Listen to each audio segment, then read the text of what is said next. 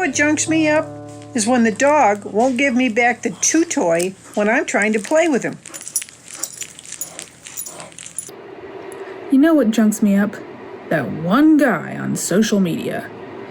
You know who I'm talking about.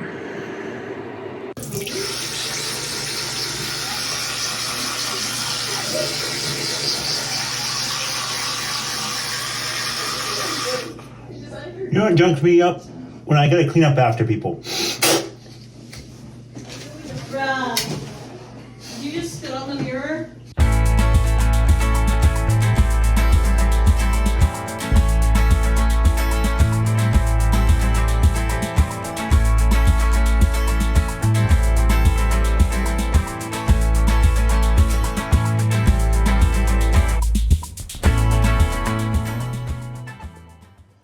Well, good morning. Thank you for joining us this morning, whether you're here live or if you are watching us online. We thank you for making this part of your day as we continue this series of Junk Drawer, What Junks Us Up. Apparently it's somebody online, and I'm just hoping I'm not that guy, right? But I think I might be. So we'll talk to Kelsey about that later. We are going to continue the series, and the piece that we're talking about today is something that I would guess we have all seen, and many of us have experienced.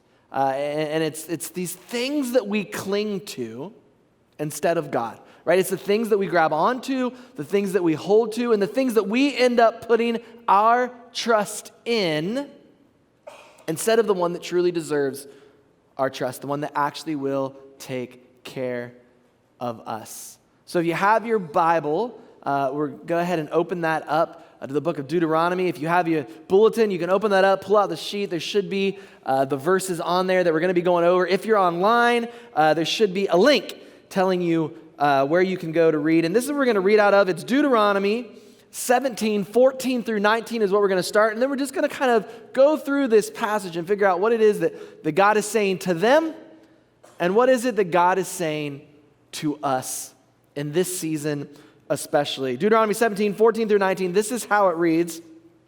When you enter the land the Lord your God has given you, and you take possession of it and settle in it, and then you say, let us set a king over us like all of the nations around us. Be sure to appoint over you a king the Lord your God chooses. He must be from among your fellow Israelites. Do not place a foreigner over you, one who is not an Israelite. The king, moreover, must not acquire a great number of horses for himself or make the people return to Egypt to get more of them. For the Lord has told you, you are not to go back that way again. He must not take many wives, or his heart will be led astray. He must not accumulate large amounts of silver and gold.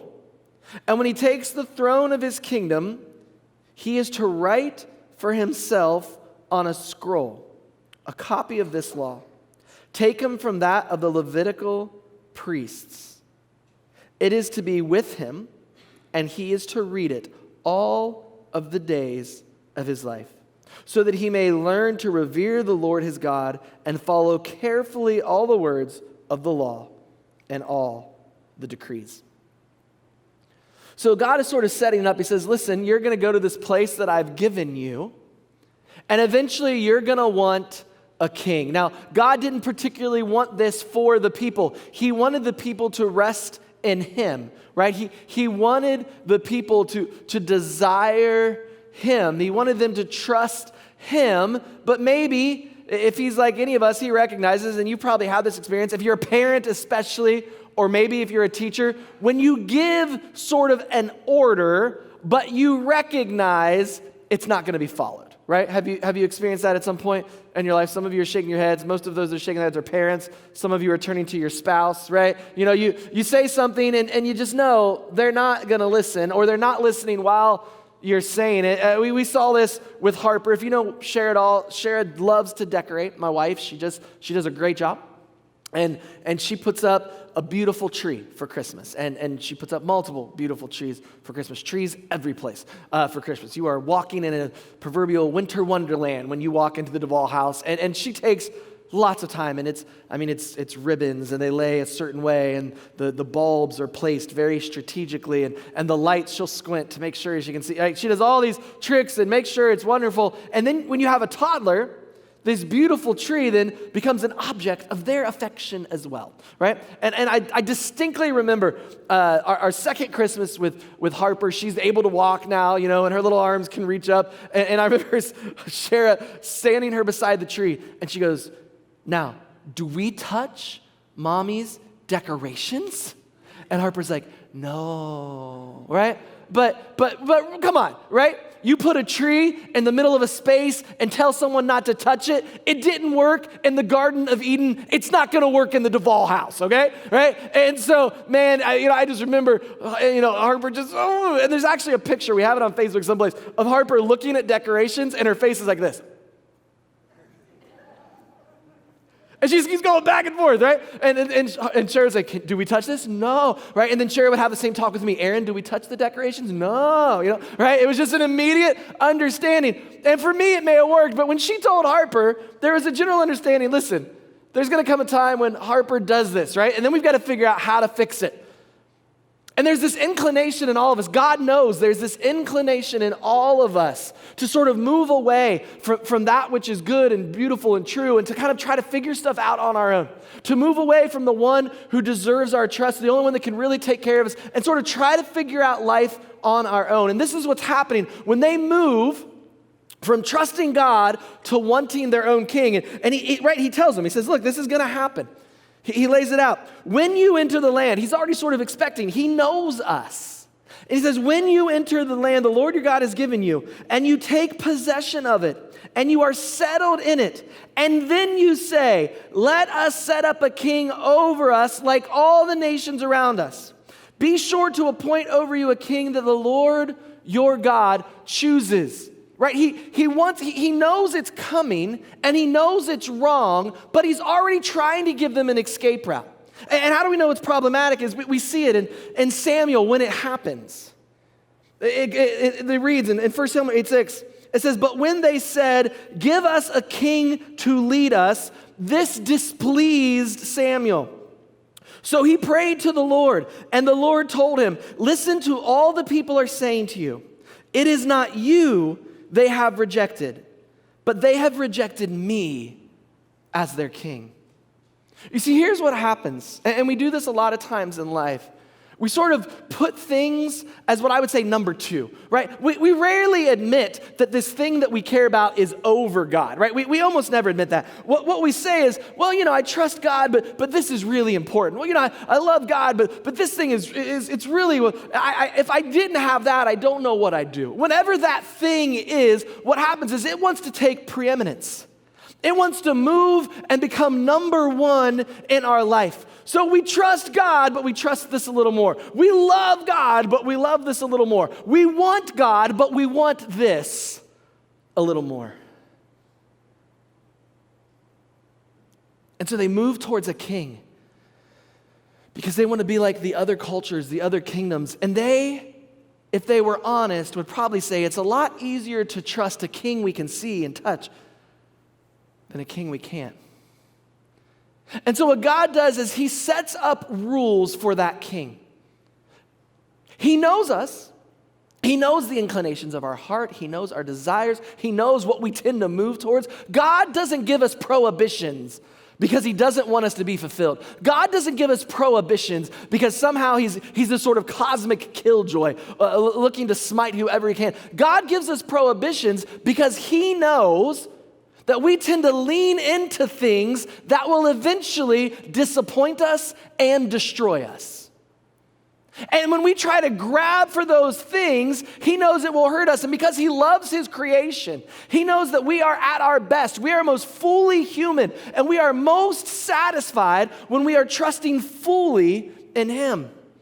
And so he lays this out to tell them, listen, I don't want you to do these things because I know where those paths lead. And if you go down that path, it's going to lead to disappointment. It's going to lead to destruction. So here's the things he says. He goes, look, I don't want you to do these things. He says, if you get a king, first of all, he must not acquire great numbers of horses for himself or make the people return to Egypt to get more of them. For the Lord has told you, you must not go back that way again. He must not take many wives, or his heart will be led astray.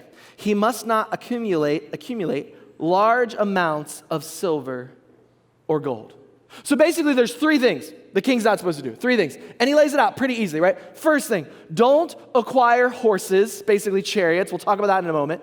Especially don't get them from Egypt. So he's like, look, you don't need a bunch of horses. You don't need a bunch of chariots. But if you're going to get them, don't get them from Egypt. He makes that pretty clear. Don't get them, but if you're going to get them, don't get them from Egypt. Don't hoard wealth, right? Don't bring in all the gold and the silver. Don't bring all the expensive woods and then metals. He's like, I don't want you to hoard wealth yourself. And then the third thing is he says, don't take many wives, right? These are the three fairly simple points.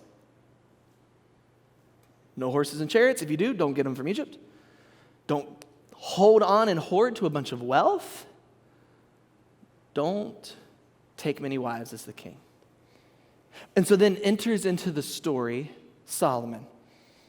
Solomon is the son of David, who we had a series about not too long ago.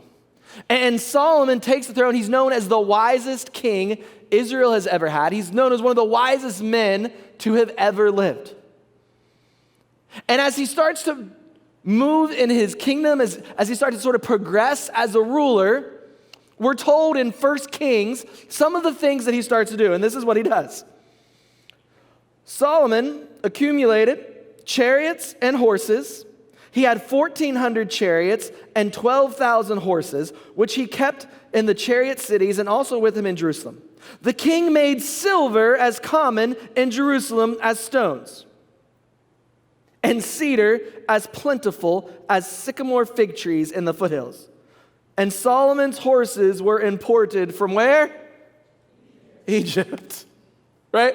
God says, look, I don't want you to get a bunch of horses and chariots. If you do, I don't want you to get them from Egypt. I don't want you to hoard a bunch of wealth. I don't want you to go and get a bunch of wives. And what does Solomon say? Here, hold my kabucha. I'm going after him anyway, right? This is immediately what happens, right? He literally grabs after the first two things. It says, don't get horses and chariots, and if you're going to get them, don't get them from Egypt. Now, what is this about? You see, chariots and horses equaled power. You felt powerful. And you could have a pride in the sort of military power that you were creating. And chariots and horses, these generally speaking aren't defensive, right? These are offensive weapons. This means you're going to move forward. You're not just going to sort of take care of your land. No, you're going to go after everyone else. And what's happening here is that Solomon starts to have more faith in his own power, right, than the power of God. And I think we do this in our own lives. We choose power over God's protection. And this starts to junk us up. Right? We choose power over God's protection. God says, let me take care of you. Trust in me. Trust in what I can do for you. And for a while, I think that sounds good, but what happens is we start to get scared. And when we get scared, we start to grab after whatever, right? Have you ever seen someone fall, right? When somebody falls, okay, listen, my name is Aaron. I'm your friend. I have a confession to make. I think I told you guys this a while ago, but did you guys ever watch America's Funniest Home Videos back in the day? Do you remember that show, right? Did you ever watch Wipeout Now? Have you seen that? Where right? There is nothing funnier than watching someone fall on television, right? We all know that, right? Like it's just something, I'm just admitting this to you today. Maybe you're not like that. Maybe you're not coming back next week now. But I will sit and watch for hours people falling over. And what I love when I watch fall over is what they grab for, right? There can be nothing there, right? They are on the ice and they are grabbing for something. They are out in the middle of nowhere, right? And they're why? Because when we get fearful, when we stop trusting, we will grab at anything we can. And what Solomon grabs for and what we often grab for is power. We want the control. We want to be the chiefs of our own destiny. And so God says, look, I don't want you grabbing after chariots and horses. And if you do, I specifically don't want you going back to Egypt. And it says he got them from Egypt. Not only does he get the horses, but he goes to the very place God had said, don't go there. Now, there's two reasons Egypt is a problem. The first one is that God didn't want them to be reminded of their past, right? Egypt is where they had sort of come out of. The story of the Exodus and the freedom and the release of the people of Israel out of Egypt is a story that is so integral to who they are and so integral to who we are. This matters, right? This story of freedom, the story of the enslaved that they had into the freedom that they had become is extremely important. And God said, you're never going to go back to Egypt, right? When we leave that place of bondage and we trust in God, we don't want to go back to the place that we came from. But if you know anyone at all who's experienced sin in their life or experienced addiction in their life or experienced problems in life, what happens when fear comes in or when things get uncomfortable? We move back to that which we know. And it was easy. We saw the Israelites did this as they were going out into the promised land. They say, we're going to die out here in the desert. I wish we would have just died back in Egypt, right? Which they're dying either way. I don't know why one is better. But we go back to what and God says, look, I don't want you to go back to that which you were enslaved to, that which you know. Here's the second piece. A lot of times, kings would give his people as mercenaries to other countries in exchange for horses and chariots. So what's happening? There are verses that indicate that Solomon was selling his people back into indentured servanthood as mercenaries to Egypt for his power. Listen, he was selling out the thing that he was supposedly protecting for power. He wanted power to protect the thing that he's sending back to Egypt. And I think this happens a lot in our lives, right? When we grasp for power, when we grasp for those things and we stop trusting God. I've seen this in when people that say, look, I want to work so I can provide for my family, right? I need that next promotion so that I need that next thing so that I can protect what's going on. And what happens is they end up losing their family because they're never there. And the very thing that they were supposed to protect, they are selling out for the power that gives them this pride. And this is what's happening with Solomon. So these chariots, these horses, they equal power. The gold and the silver, this equals prosperity. He wanted wealth. He wanted to look prosperous. And often, we choose prosperity over God's provision. God says, I can provide you, right? We sing that here, that he always provides. But in times of scarcity, we tend to hoard the things that are important to us. Yeah, I know this is true because I watched the way y'all dealt with toilet paper in 2020. Right? I can't trust you guys, and I know why. I haven't forgotten the toilet paper fiascos, all right? I saw what happened at Wegmans. People getting in fights over toilet paper. I saw people throw stuff at Walmart for toilet paper, right? Listen, there was never a shortage of toilet paper. There was never going to be a shortage of toilet paper, ever. But it didn't matter because that was the one thing that we could control, man. And if COVID went for 14 years, we were going to make it because we bought pallets of toilet paper from Sam's Club and we had them down in the basement. If the dollar ever fell so much that we had to use toilet paper as currency, some of you were millionaires. Right? You were hoarding these things. And we do this in our lives. We do this. We don't trust the provision of God in our life. And so we start to hoard resources, or we think we got to work harder so we can get more. And we think that next step and that next brass ring and that next thing we're doing is going to give us enough to make us feel significant, to make us feel fulfilled. And here's what I'm going to tell you guys. And listen, if you're a skeptic here today or you don't buy into this, you might be a saint and you've heard this all, but here's what I'm going to tell you. Stuff will always disappoint you.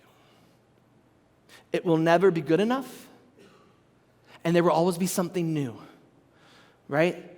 There's a new iPhone out every month now. And your old iPhone was great until you saw the new iPhone. And now an 11 XR Pro Max looks like nothing compared to the 12 Deluxe, right? Like this is just the way we are. You'll never be fulfilled if you keep grabbing for stuff and trying to use resources and trying to use prosperity. Listen, and listen to me. There's nothing wrong with having stuff, okay? Like, again, I talked about this a couple weeks ago. Money itself is neutral. There's nothing wrong with money itself. There's nothing wrong with stuff. There's nothing wrong with having things. There's something wrong when things have you, right? That becomes our problem. When we become so consumed with that we forget the giver of the things, right? And we get so trusting in our own prosperity that we no longer trust the provision of God. Now, don't leave here and tell your spouse, Aaron said we got to trust God, I'm quitting my job. Okay, that's not what we're talking about today, right? I'm not saying go out and do crazy stuff. When I talk about the protection of God, my mom used to tell me, say, Aaron, God gave you a brain for a reason. Use it.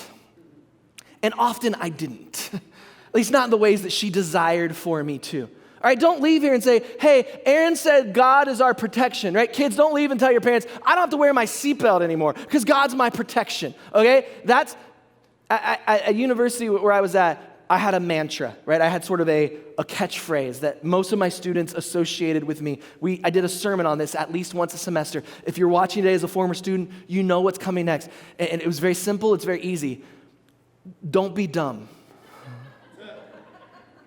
A lot of our world's problems could be solved if we would just all hold to this mantra of don't be dumb, right? Quit doing dumb things. I'm not saying go out and be reckless. I'm not saying go out and just quit your job and say, well, God's going to provide, I'm going to do what I want and be lazy. What I'm saying is that when we grab for these things as significance, whatever they are, the next promotion, the next job, the next relationship, right? A faster car, a better phone, whatever it may be, when we choose that over God, it will junk us up.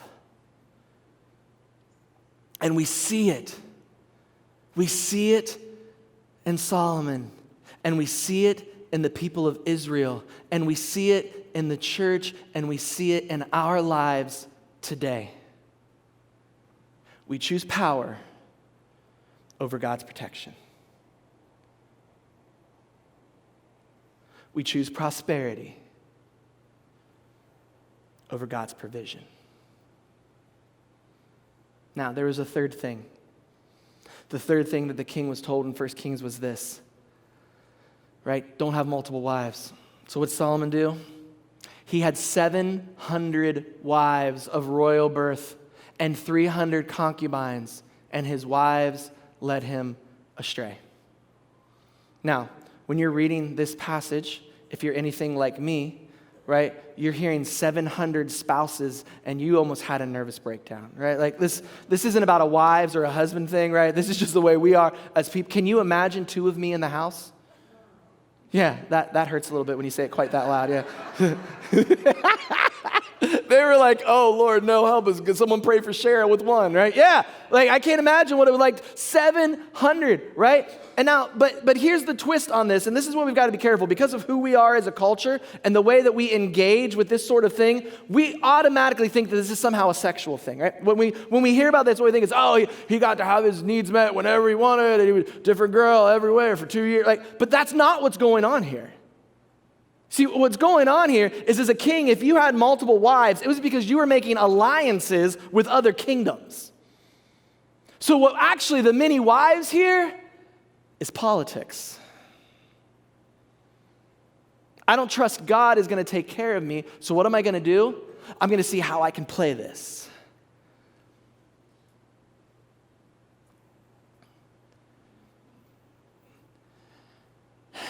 I love you guys. And if I didn't love you, I wouldn't say hard things. But if I was going to pick one that was affecting the church today the most, this one shoots to the top of the list.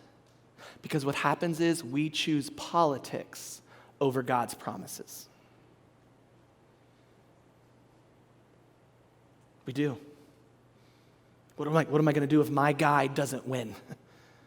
What is church going to look like if this guy wins? What is faith going to look like if that's? What's my society going to look like if this guy wins? What's going to happen what's going on in my life? I don't know how what I'm going to do. And man, if this local guy doesn't get that next position, or if that guy's not the president, or he doesn't appoint him. And what happens is, God, listen, Solomon had been promised by God, that God was going to take care of him, that there were a lot of things going on around, but it wasn't about that trust the promises of God. And here's what I know, the church has been promised by God that we will continue through eternity, all right? There is nothing that can kill or destroy the church. The church, not even the gates of hell will prevail against the church, right? And we act, though, we say that and we believe that, but we act as if it's another way.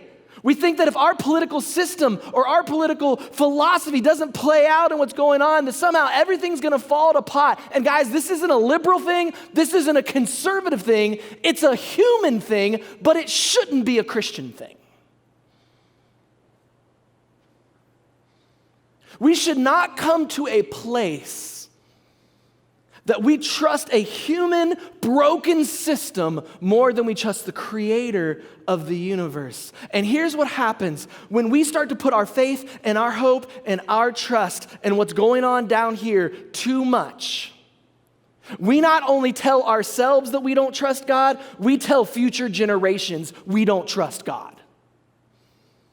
And why on earth would a future generation participate in a church that doesn't trust the one they're supposed to be worshiping? And if we're not careful, we pick politics every time. And we pick power every time. And we pick prosperity every time. And we serve a God whose promises are true.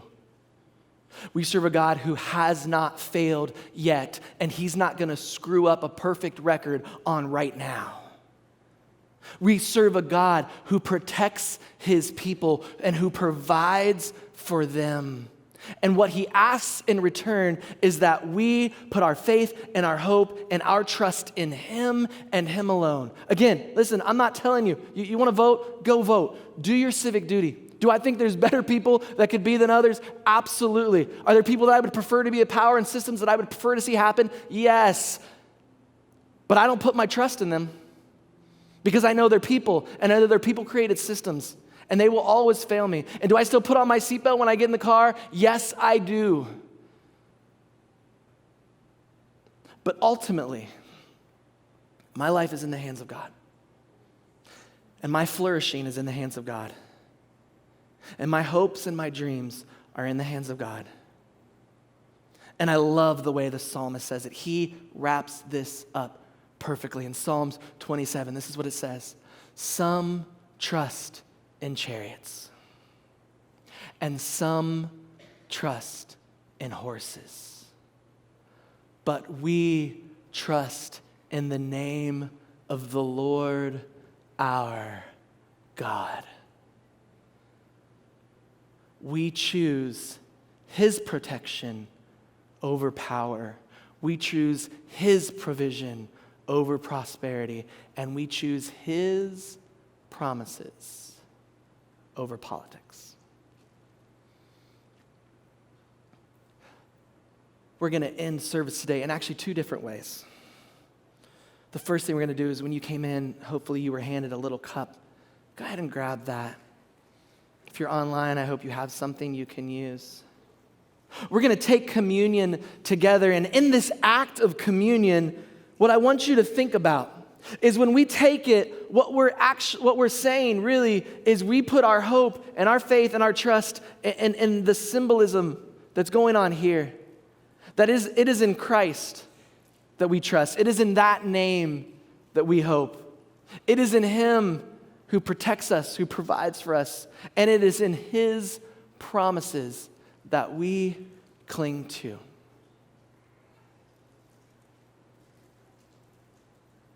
So here, together, I'm going to ask you to go ahead and take off that first piece. And as you hold that bread, I want you to think about when I say on the night he was betrayed. He was betrayed by Judas who stopped trusting God and decided that he needed to start the process. He sold out that which he loved for power, for protection, and because of politics. And on the night when he was betrayed, and that very same, he takes the bread and he breaks it. And he says, "This is my body broken for you." Go ahead and take the bread. And in the same way, he takes the cup and he blesses it. And he says, "This is a new covenant. In essence, this is a new promise sealed in my blood. And every time you take this, remember me, the one who you put your trust in." Go ahead and take the cup.